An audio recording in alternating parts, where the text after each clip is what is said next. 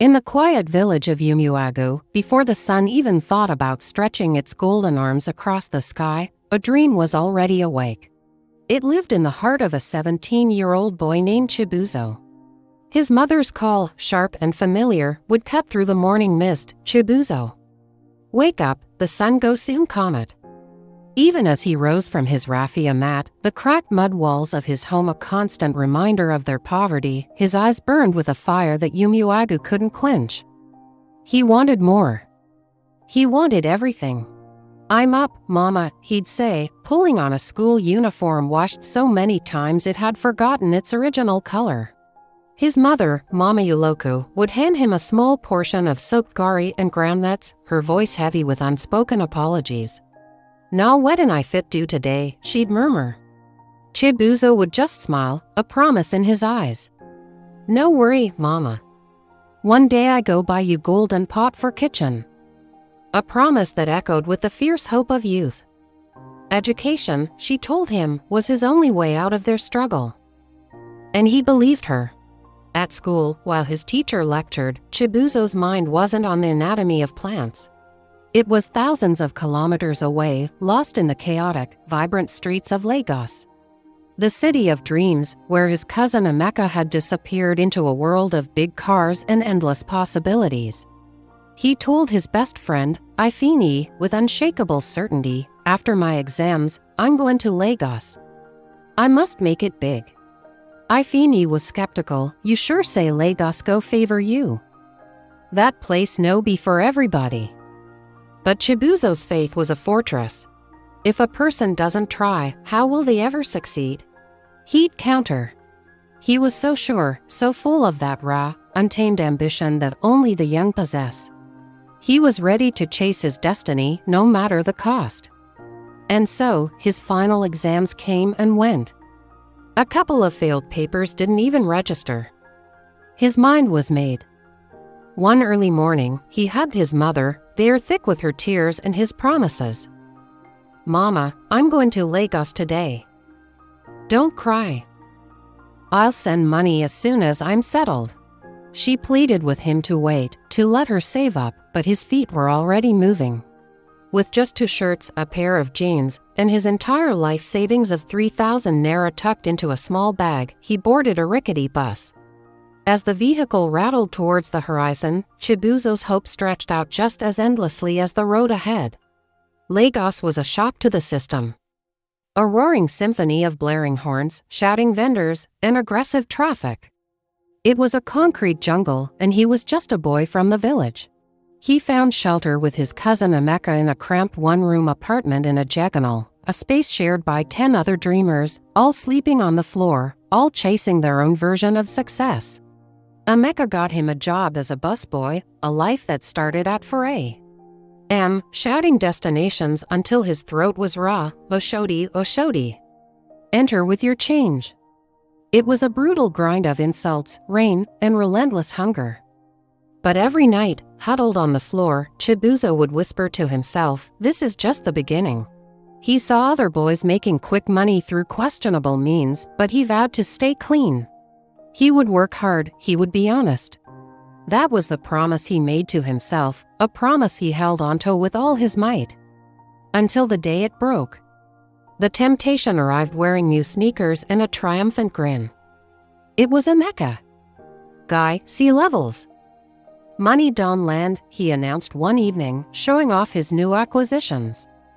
Chibuzo was confused. "Where did you get it?" Emeka leaned in, his voice a conspiratorial whisper. "Forget this conductor life. I've joined a small hustle. Yahoo! You just press a laptop, and money drops." Chibuzo's face hardened. "But that's wrong. It's a scam." Emeka just laughed it off. "My brother, it's not a scam, it's smart work.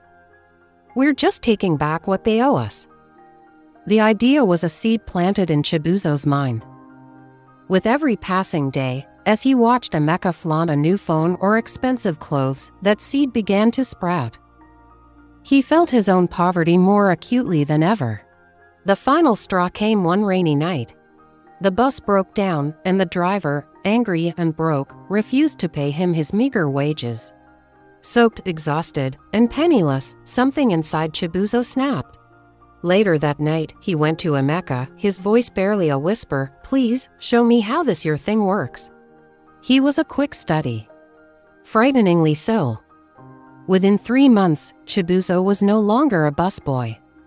He was a character, a persona. He was a U.S. soldier chatting with lonely foreign women online, weaving tales of love and honor. He bought a laptop, moved into a better apartment, and the money started to flow. He began sending 50,000 home every month. His mother, overjoyed and proud, would ask, "My son, what are you doing in Lagos that money is rushing in like this?" And he would reply vaguely, "Mama, I'm in online business." And she believed him. Why wouldn't she? Her son was finally succeeding. Chibuzo dove headfirst into the fast life, designer clothes, nightclubs, and a circle of friends as fake as the identity he wore online. But the success felt hollow. In the quiet moments, annoying guilt would eat at his soul. Staring at his glowing laptop screen, he'd whisper into the darkness, "God, forgive me. I just want to make life better." He was living the dream he'd always wanted, but it was turning into a nightmare he couldn't wake up from. Then came the storm, both outside and in. One night, as thunder cracked across the Lagos sky, Chibuzo was at his keyboard, crafting another lie. Suddenly, a violent bang shook his door. Bang, bang, bang. "Open this door, EFCC." Before he could even process the words, the door burst open. Men in black tactical vests stormed in, guns raised. "Freeze!" The world spun into chaos. They seized his laptop, his phones, his cash. Emeka was caught too. In a desperate plea, Chibuzo cried out, "I'm not a thief. I was just trying to survive." But his words were lost in the raid. Handcuffed and defeated, they were dragged away. At the station, the officers laid out his life in a series of screenshots and chat logs. The evidence was overwhelming. But what truly broke him was when they showed him the photos of his victims. The faces of trusting old women, single mothers, and retirees who had poured their savings into his web of deceit. In the cold, sterile silence of a holding cell, Chibuzo finally shattered. He curled into a ball and whispered the words that had been haunting him for months, "Mama, I failed you." 2 weeks later, Mama Yuloku journeyed from the village. She arrived at the courthouse, a small, trembling figure in a world she couldn't comprehend. She didn't understand the complex legal jargon, but she understood the cold steel of the handcuffs on her son's wrists. And she understood the finality in the judge's voice as he declared the sentence, 5 years in prison. A scream tore from her throat before she collapsed. Chibuzo could only watch, his own tears flowing freely, as every single one of his dreams, the golden pot, the big house, the life of freedom, evaporated into nothing. The news that reached Umuagu a year later was stark and brutal. Chibuzo had fallen sick in prison. Malaria, they said. By the time he was taken to a hospital, it was too late. Mama Yuloku's grief was a storm that would never pass.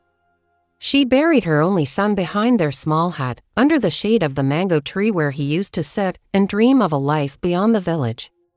With a hand that trembled with age and sorrow, she carved his epitaph into a simple wooden marker. Here lies Chibuzo Yuloku, the boy who wanted more. Chibuzo's story is a tragic reminder that the road to success is often filled with tempting shortcuts, but these paths rarely lead to the destination we dream of. It is a story about the weight of our choices and the fine line between ambition and desperation. Thank you for watching and for letting us share this powerful story with you. If it moved you, please consider liking this video and subscribing to our channel for more content that makes you think. Stay safe and always choose the right path.